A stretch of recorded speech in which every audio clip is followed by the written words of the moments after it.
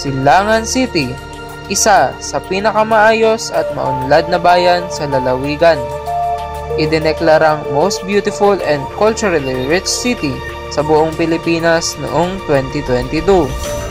Ngunit sa kasamaang palad, tahanan rin ito ng makilalang pangalan sa mundo ng mga kriminal. Ang isa dito ay ang fugitive, former Secretary of Department of Agriculture ng Silangan, na idineklarang most wanted ng Federal Bureau of Investigation o FBI. Siya, si Ezreal Belgica 11Y o mas kilala sa pangalang Hunter.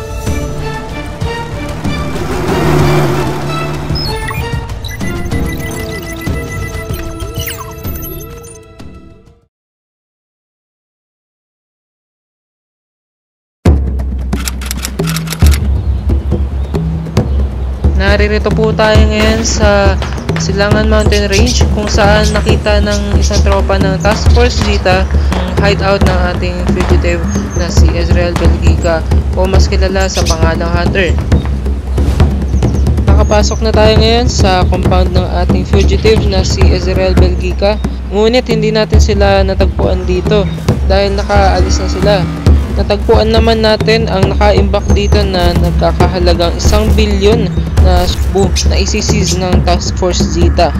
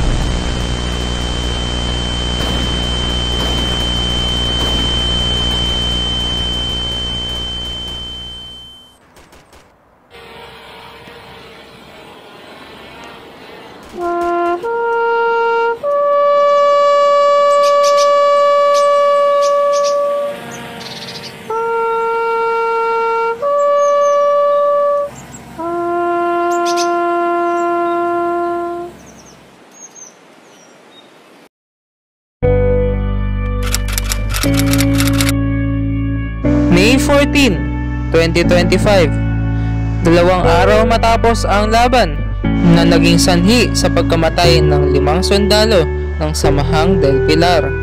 Nakakalungkot ang mga pangyayari ng araw na yon. May iilan naman na naiwang sugatan, ngunit ang iba naman ay binawian ng buhay.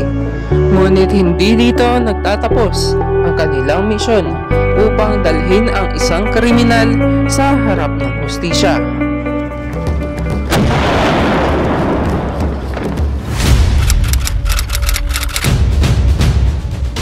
Ayun po, inimbitahan muli tayo ng SDP. Kasama po nila ang Philippine Army. Narito po tayo ngayon sa command unit bus nila. Sa kasalukuyan, may isang helicopter ng Philippine Army na nagpa-flyover ngayon sa Silangan City upang mas madali nating matukoy ang kinaroroonan ng ating fugitive na nasa hideout ngayon.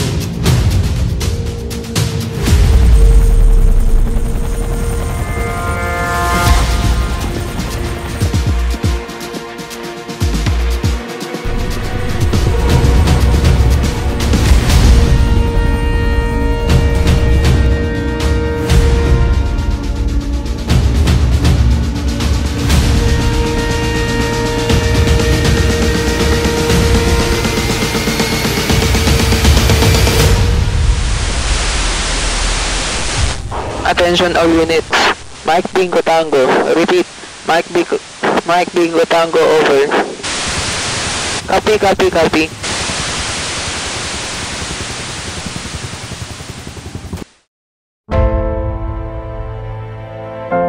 Nahuli na ng squad team ang fugitive na si Hunter.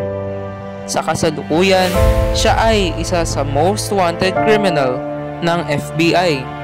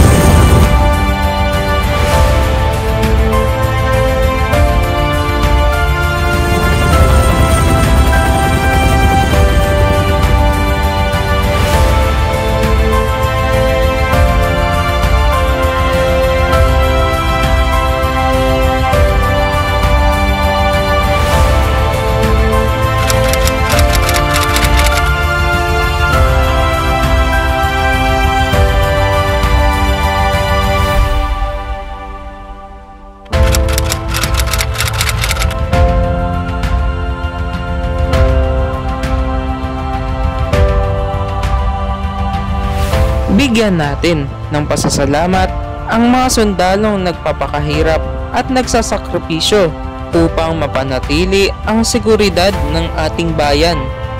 Ating respetuhin ang kanilang trabaho sapagkat hindi ito madali.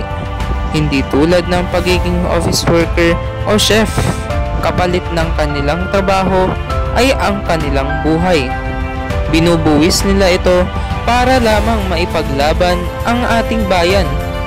Hindi lamang ito limitado sa mga sundalo, kasama din dito ang public service workers ng gobyerno. Ang kanilang trabaho ay marangal, ngunit ang pagiging totoo para sa bayan ay isa sa pinakamataas na ehemplo ng karangalan.